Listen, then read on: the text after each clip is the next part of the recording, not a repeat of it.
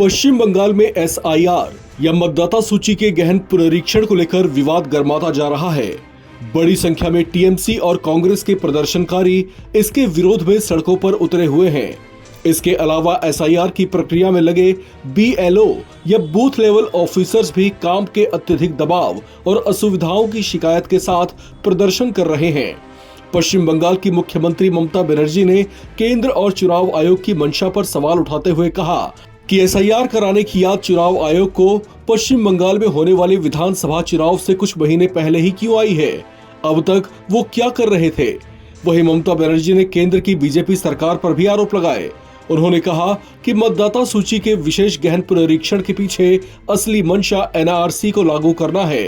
अपनी एक पोस्ट में उन्होंने लिखा कि जब लोकतंत्र दांव पर हो, धर्मनिरपेक्षता खतरे में हो और संघवाद को ध्वस्त किया जा रहा हो, तो लोगों को संविधान द्वारा प्रदत्त मूल्यवान मार्गदर्शन की रक्षा करनी चाहिए।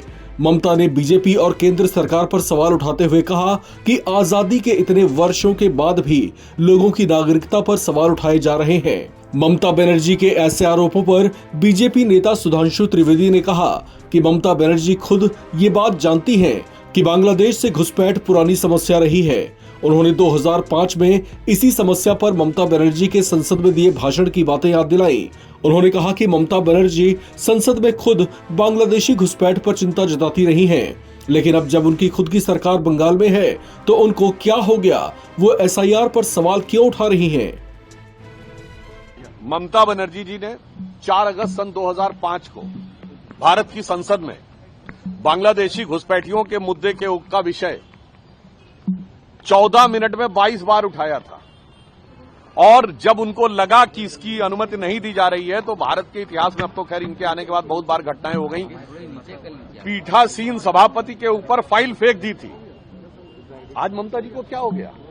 आज उसकी जांच नहीं होने देना चाहती हैं। ममता जी का वीडियो अवेलेबल है, इसमें वो कह रही हैं पूरी जांच होनी चाहिए, वरना ऐसा फर्जी वोटर बन के बूथ कैप्चरिंग करके और ये सारी चीजें करने का प्रयास कर रहे हैं। तो ममता जी का डर समझा जा सकता है, क्योंकि आपने देखा है एक दौर था यूपीए का शासनकाल में जब भारी संख्या में बांग्लादेश से घुसपैठिए यहां आते थे। मैं कोट कर रहा हूं, सन 2005 में असम के गवर्नर एसके सिन्हा साहब ने कहा था कि प्रतिदिन 5000 लोग भारत में घुसपैठ करते। और इस बार आपने देखा है पश्चिम बंगाल की सीमा पर बांग्लादेश जाने वालों की लाइन लगी हुई है और उसमें से कईयों ने स्वीकार किया कि वो कई बार यहां वोट भी डाल चुके हैं। ममता बनर्जी ने एसआईआर की प्रक्रिया में लगे बीएलओस की मौत को लेकर भी सवाल उठाए। उन्होंने कहा, अत्यधिक दबाव में काम कर रहे बूथ लेवल ऑफिसर्स की मौत की जिम्मेदारी कौन लेगा? केंद्र और चुनाव आयोग को ये बात भी तय करनी चाहिए। इसको बारे में हम कुछ नहीं बोल सकते हैं। परिवार ने जो बता दिया हमारे पास पूरा रिकॉर्ड है। एफआईआर जो हुआ है हमारे पास पूरा रिकॉर्ड है। हर केस में हमारे पास पूरा रिकॉर्ड है। जो सुसाइड किया है, जो ट्रॉमा में मर गया है, जो बहुत सारे आदमी अभी भी सुसाइड कर रहा है। हम तो नहीं चाहते हैं ना। जिंदगी सबसे दामी होता है, कीमत होता है। हम क्यों कह रहे हैं कि गुजरात में जो बीएलओ मर गया उसके लिए कौन जिम्मेदारी है?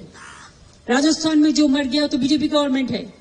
मध्य प्रदेश में जो मर गया, क्या जरूरत था इतना जल्दी इसको ऐसा करना? अगर हर खुश बैठिया है तो बीजेपी क्या साधु है, संत है? सबको अधिकार छीन लेता है और बीजेपी को बोलता है जेल में डाल देगा। बीएलओ को बोलता है जेल में डाल देंगे, आपको नकड़ी खा लेंगे। आपका नकड़ी कितना दिन रहेगा? पहले आप बचाओ।